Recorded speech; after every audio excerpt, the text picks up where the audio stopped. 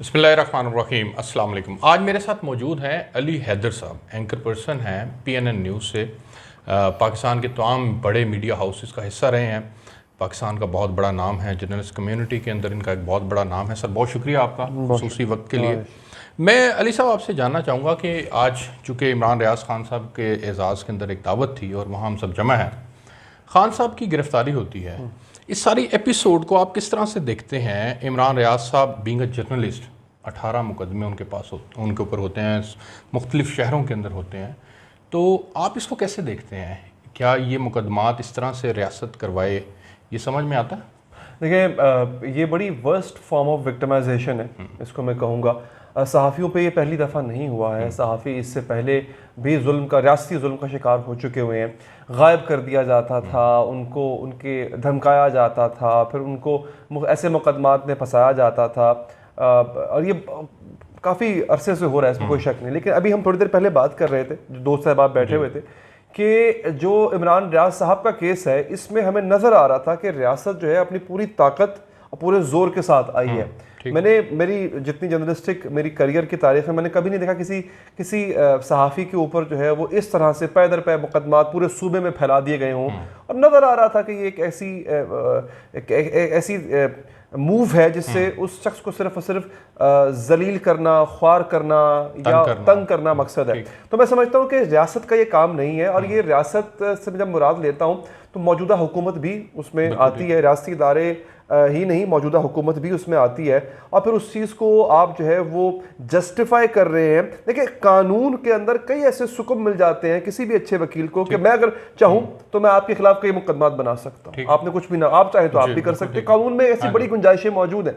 तो वो दलील नहीं होनी चाहिए आपकी कि जी फलां कानून के तहत हमने ये कर दिया। आप ये देखें, एक शख्स आपके खिलाफ, फर्ज करें आपको इमरान रियाज का बयानिया पसंद नहीं है, आपको लगता है कि वो गलत बयानिया प्रमोट कर रहे हैं, आप उनके बयानिए के काउंटर में एक बयानिया लेके आइए।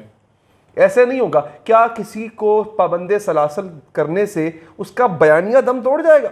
इमरान रियाज की वो वीडियो तो अभी भी ऑन एयर है ना, उसका पैगाम जो भी वो दे रहा है उसके सपोर्टर तक मौजूद है, वो उसके यहाँ भी मौजूद है, यहाँ भी मौजूद है, वो तो खत्म नहीं हुआ। अब अगर आप चाहते हैं कि किसी के बयानिए को तोड़ा जाए तो उसके काउंटर में उससे बेहतर बयानिया लाके दीजिए। मैं यहाँ पे बीइंग अ सहाफ़ी, जी आप किसी की आवाज को दबाया नहीं जा सकता। आवाज को मत दबाएं। खान साहब की आवाज को दबाने की कोशिश की गई है।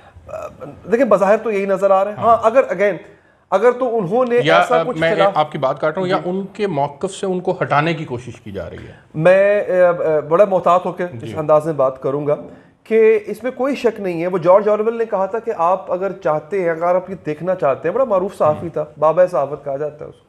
जॉर्ज ऑरवेल ने कहा था अगर आप ये जानना चाहते हैं कि आप पे हुकूमत कौन कर रहा है, तो फिर आप ये देखें कि आप किस पे तनकीद नहीं कर सकते, वो आप पे असल हुक्मरान होता है। अच्छा, अब प्रॉब्लम ये है कि इमरान रियाज की तनकीद से आपको इख्तलाफ 100 दफ़ा, फर्ज करें मैं अगर अपने आप को लूँ तो बीइंग अ सहाफ़ी मैं इमरान रियाज साहब के कई ऐसे नजरियात हैं उनसे इख्तलाफ करता हूँ, वो मेरा हक है, आपका हक है, ठीक है जी। मैं किसी का भी हक हो सकता है। मैं उनके नजरियात की नफी करते हुए उसके अगेंस्ट कोई नजरिया पेश कर सकता हूँ।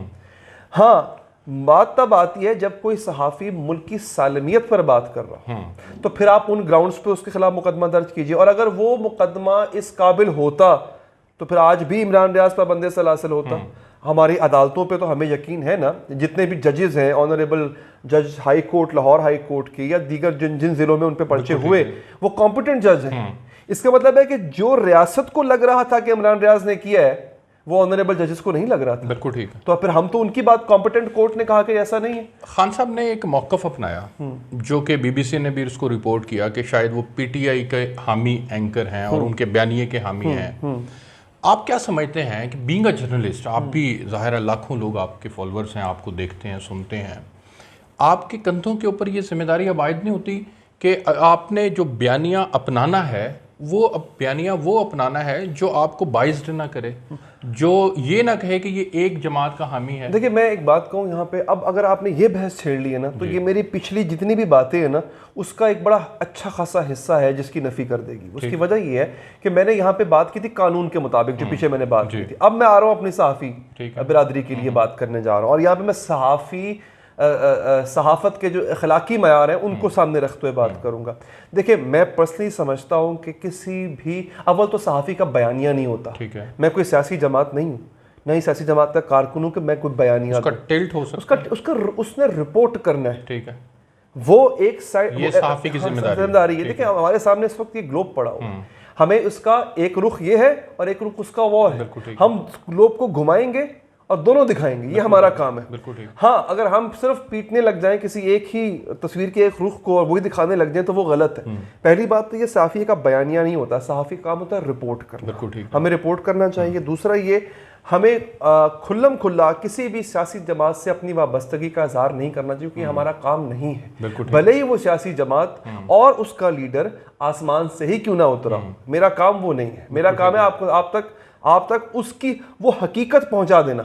ये मत कहना कि जनाब मुझे ये लगता है ये फरिश्ता है तो इसको फरिश्ता सिर्फ मान लो, ये मेरा काम नहीं है। वो हाँ, मुझे अगर लगता है कि कोई सियासतदान इस काबिल है कि उसको मुल्क की हुक्मरानी सौंपी जाए, मैं अपने तहीं उसको सपोर्ट करूं। लेकिन अगर मैं ओपिनियन मेकिंग कर रहा हूं और अगेन मेरा ओपिनियन होगा, नैरेटिव नहीं होगा, ये बड़ा फर्क है इसमें। मैं आपको कहता हूं जनाब सर ऐसा है, मेरे लिहाज से फलां शख्स अच्छा काम कर रहा है मुल्क के लिए, ठीक है, लेकिन जब बयानिया बनाने की बात आती है वो एक हम एक्स्ट्रा माइल अली साहब, इसमें मैं बड़ी आपने ज़बरदस्त बात कही है। आप जो बात कर रहे हैं कि आप एक नैरेटिव तो अपना नहीं सकते, लेकिन एक ओपिनियन आप ले सकते हैं। तो आपने ओपिनियन ली, आप पॉलिसी मेकर तो नहीं है, लेकिन आपके लाखों फॉलोअर्स तो हैं। अब वो लाखों फॉलोअर्स आपके ऊपर एतमाद करेंगे, लेकिन अगर वो आपकी ओपिनियन किसी एक जमात की जानिब का झुकाव है तो फिर उसकी जस्टिफिकेशन क्या है?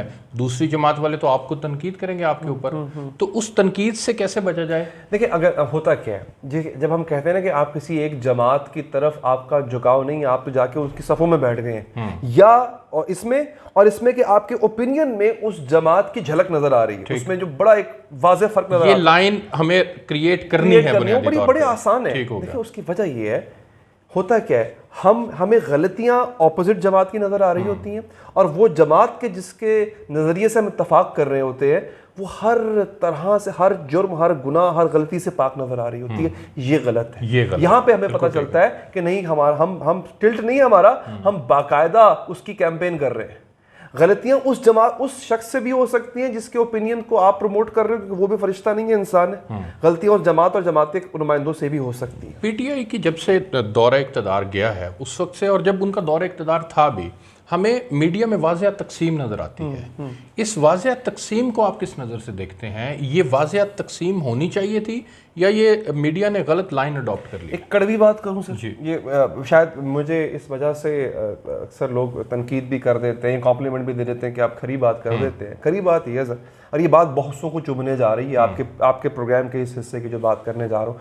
देखिए, हुआ क्या, सहाफ़ी ना एक ज़माने में सिर्फ सहाफ़त किया करता, फिर सहाफ़ी मशहूर होने लग गया, उसको शोहरत मिलने लग गई, सहाफ़ी की फ़ैन फॉलोइंग बनने लग गई लीडर की तरह, जैसे लीडर की होती है वैसे। क्योंकि लीडर अगर कहता है ना कि एक हर्ड को, जैसे हर्ड मेंटालिटी कहते हैं, हर्ड मेंटालिटी को फॉर्म कर रहा होता है लीडर, यही रोल सहाफ़ी को मिल गया उसको। लेकिन उसके बाद प्लेटफॉर्म ज़्यादा है, उसके बाद टेलीविज़न है, अखबार है, आजकल यूट्यूब है। अब जब उसको ये शोहरत का जब उसको चस्का पड़ गया सर, तो अब उस शोहरत के चस्के को बरकरार रखने के लिए वो करता है कि वो अक्सर पॉपुलर अप्रोचेस को एड्रेस करना शुरू कर देता है।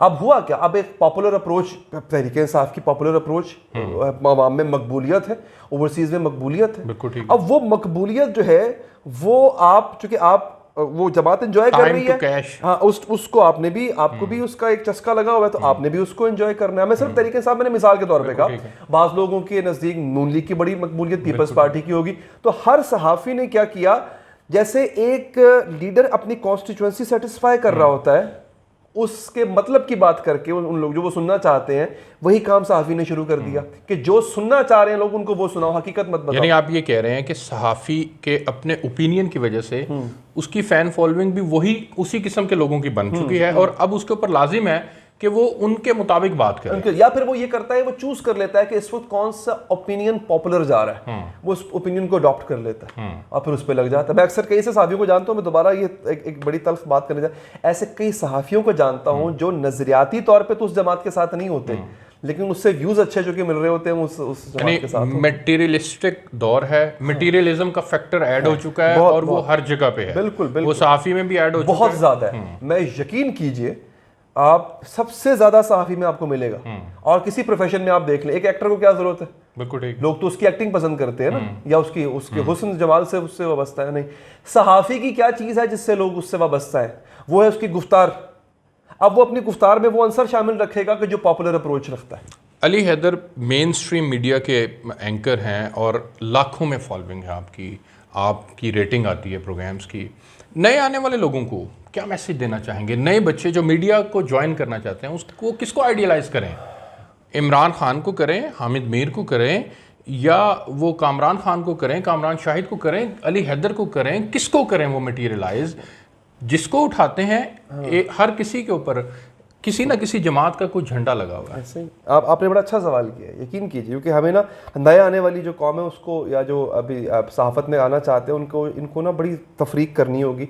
मेरे नज़दीक उसका कुलिया जो मैंने खुद से डेवलप किया वो ये, आप ये करें, आप किसी को फॉलो मत करें। हर किसी के अंदर कुछ ना कोई खामियां हैं, कोशिश करें वो खामियां, अली हैदर में खामियां ढूंढें, इमरान रियाज में खामियां ढूंढें, हामिद मीर में खामियां ढूंढें। उन खामियों को अपने अंदर आने मत दें। हर किसी की बेहतरीन खूबी है, उनकी खूबियों को अपने अंदर शामिल करें। और बड़ा सिंपल सा याद रखिएगा सर, मैंने ये एक्सपीरियंस किया है। मैंने बड़े बड़े सहाफ़ियों को, ऐसे ऐसे सहाफ़ी थे कि उनके बगैर लगता था चैनल नहीं चल पाएगा, उनको मैंने शाम के अंधेरों में डूबते देखा है। अल्लाह, क्यों? उसकी वजह याद रखिएगा, आपने ऑब्जेक्टिविटी रखनी है, बायसनेस नहीं रखनी है। आपने कोशिश ये करनी है किसी जमात के तर्जुमान मत बने। मैं आपको आज बता रहा हूँ सर, इसकी उम्र बड़ी थोड़ी होती है। मैंने इससे भी बड़े बड़े सहाफ़ियों को मैंने देखा कि जो अपने आप को कहा करते थे कि शायद वो अगला टिकट ले जाएं उस जमात का, लेकिन उनको जब सूरज गरूब हुआ तो वो कहीं, और वो जमात नहीं पूछ रही होती उनको। ऐसा भी होता है जिसकी वो तर्जुमानी कर रहे होते हैं। तर्जुमान मत बने किसी का, सहाफ़त करें। आप देखेंगे आपकी सहाफ़त की जो उम्र है वो बहुत लंबी होगी। अली हैदर साहब, आपका बहुत शुक्रिया, आपने खुसूसी तौर पर वक्त दिया। नाजरीन, आपने senior anchor person Ali Haider साहब की गुफ्तगू सुनी। आपसे फिर मुलाकात होगी। अल्लाह हाफ़िज़।